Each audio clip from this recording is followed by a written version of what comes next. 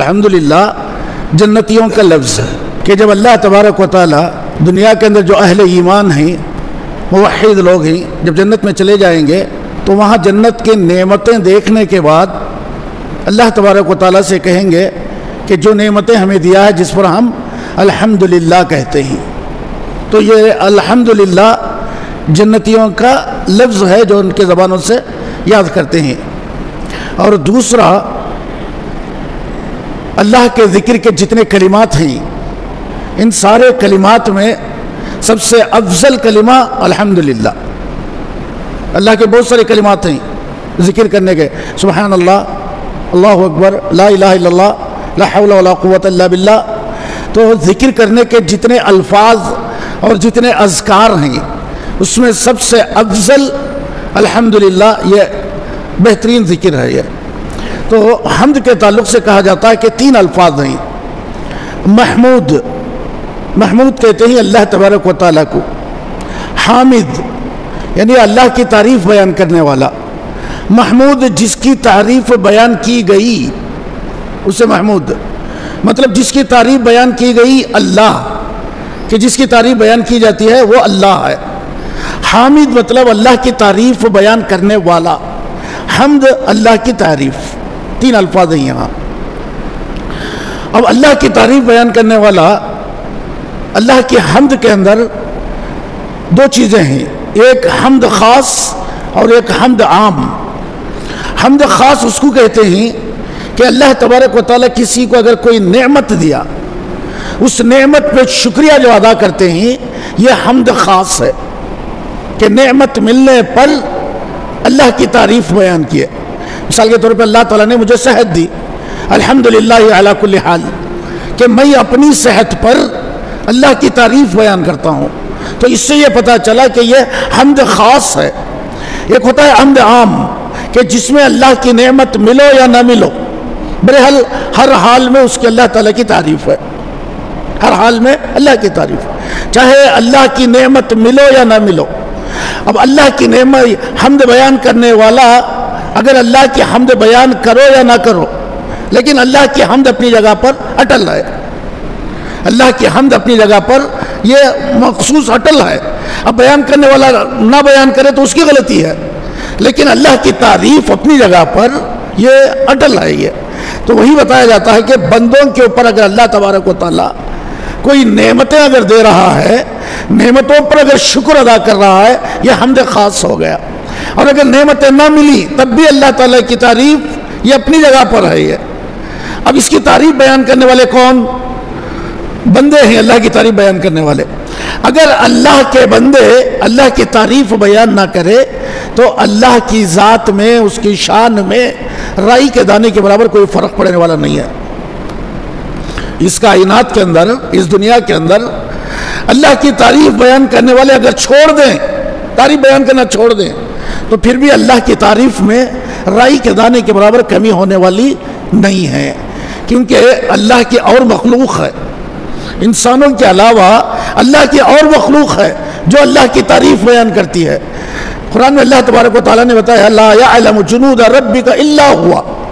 اللہ کی جو لشکر ہے، اللہ کی جو فوج ہے، اس کو اللہ ہی جانتا ہے، اللہ کے علاوہ دوسرا کوئی جانتا نہیں ہے. یہ آسمان اللہ کی تعریف بیان کرتا ہے، یہ زمین اللہ کی تعریف بیان کرتی ہے، سورج، چاند، ستارے، ہوائیں، رات، دن اللہ کی تعریف بیان کرتے ہیں.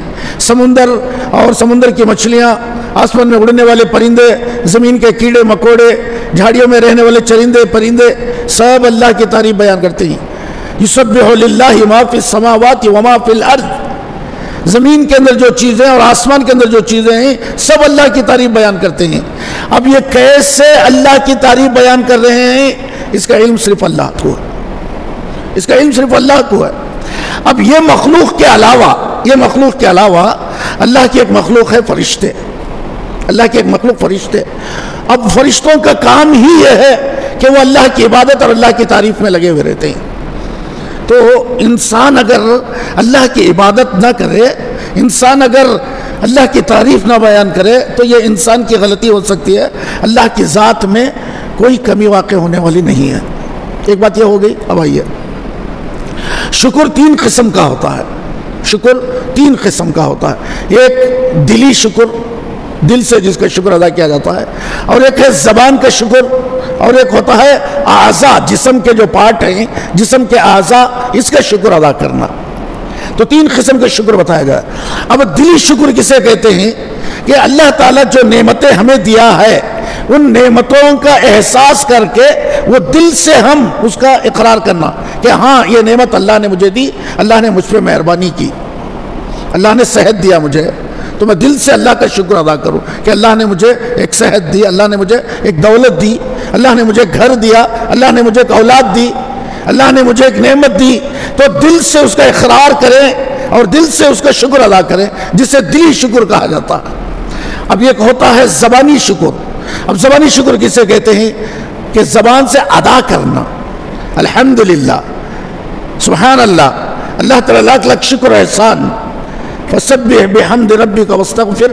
نہیں، اس کے اندر بتایا گیا دوسری صورت وَأَمَّا بِنِعْمَةِ رَبِّكَ فَحَدِّثْ. فحدث مطلب بیان کرو. تو یہ زبانی شکر ہے. وَأَمَّا بِنِعْمَةِ رَبِّكَ، تمہارے رب کے نعمتوں کو فحدث بیان کرو، مطلب زبان سے تم ادا کرو، سبحان اللہ کہو، الحمدللہ کہو، اللہ اکبر کہو، اللہ کی تعریف بیان کرو اپنی زبان سے. تو یہ زبانی شکر ہوا. اور ایک ہوتا ہے جسمانی شکر، کہ آپ نماز پڑھ کے اللہ کا شکر ادا کریں، عمرہ کر کے اللہ کا شکر ادا کریں، حج کر کے اللہ کا شکر ادا کریں. یہ جسم کے اعضاء کا شکر ہے. تو اس میں اللہ کے نبی صلی اللہ علیہ وسلم، قرآن میں اللہ تبارک و تعالیٰ نے سورہ زمر میں بتایا کہ بل اللہ فاعبد، کہ آپ اللہ کی عبادت کرو، وکن من الشاکرین، اور تم شکر گزار بندوں میں سے ہو جاؤ. اب فاعبد کیا کہا یہاں؟ کہ تم اللہ کی عبادت کر کے تم اللہ کے شکر گزار بندوں میں سے ہو جاؤ. عبادت نماز، روزہ، عمرہ، حج، یہ سب عبادتوں کے اندر آ جاتا ہے. تو اس طریقے سے بدنی عبادت کر کے ہم اللہ کا شکر ادا کرنی چاہیے. ایک دلی عبادت، ایک زبانی عبادت، اور ایک جسمانی عبادت. یہ 3 عبادتوں کے ملا کر وہ اللہ کا شکر ہمیں ادا کرنا چاہیے. جیسے کہ ابراہیم علیہ السلام نے کہا الحمدللہ الذی، ابراہیم نے کیا کہا کہ ابراہیم علیہ السلام کو اولاد اللہ تبارک و تعالیٰ بڑھاپے کی حالت میں دیا، کہ جن کی عمر بڑھاپے پہ چلی گئی تھی، تب ابراہیم علیہ السلام کو اللہ تعالیٰ نے اولاد عطا کیا. تو اس وقت ابراہیم علیہ السلام کیا کہہ رہے ہیں؟ الحمدللہ الذی وہب لی علی الکبر اسماعیل و اسحاق، کہ میں اللہ کی تعریف بیان کرتا ہوں، میں اللہ کا شکر ادا کرتا ہوں کہ میرے بڑھاپے کی حالت میں وہب لی، اللہ نے مجھے عطا کیا. کسے؟ اسماعیل اور اسحاق. یہ دونوں کو اللہ تعالیٰ نے مجھے ایک اولاد کی شکل میں عطا کیا. کب؟ وہب لی الکبر، بڑھاپے کی حالت میں. تو یہ شکر ادا کر رہے ہیں ابراہیم علیہ السلام اپنی زبان سے کہتے ہوئے کہ الحمدللہ الذی وہب لی، یہ میں شکر ادا کرتا ہوں، میں تعریف بیان کرتا ہوں اللہ کی، جس نے مجھے بڑھاپے کی حالت میں اولاد اللہ نے مجھے عطا کیا. اب آئیے پھر اس کے بعد شکر کا ضد ہوتا ہے کفر، مطلب ناشکری. ناشکری کو عربی میں اسے کفران کہتے ہیں. شکر یہ اللہ کی مرضی، ناشکری یہ اللہ کی ناراضگی. اب آدمی کو جب اللہ تعالیٰ نعمت دیا شکر ادا کرے، اور اگر نعمت پر اگر شکر ادا نہ کرے تو کفران نعمت ہو گیا.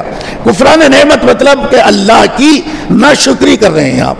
تو قرآن میں اللہ تعالیٰ نے بتایا سورہ بقرہ کے اندر کہ وَاشْكُرُوا لِي وَاشْكُرُوا لِي وَلَا تَكْفُرُونَ، کہ میرا شکر ادا کرو. اللہ تعالیٰ حکم دے رہا ہے بندوں کو کہ اے بندوں، جو نعمتیں میں نے تم کو عطا کیا ہے وَاشْكُرُوا لِي، اس کے اوپر تم میرا شکر ادا کرو. وَلَا تَكْفُرُونَ، کہ تم ناشکری مت کرو، کفران نعمت مت کرو. اور اگر ناشکری کرو گے، ایک اور جگہ اللہ تعالیٰ نے بتایا فَإِنَّ عَذَابِي لَشَدِيدٌ، اور اگر ناشکری کرو گے میرا عذاب سخت رہے گا. اب اللہ کا عذاب کیسے سخت ہے یہ اللہ ہی بہتر جانتا ہے کہ وہ عذاب کے اندر کیسے اللہ تعالیٰ مبتلا کرتا ہے.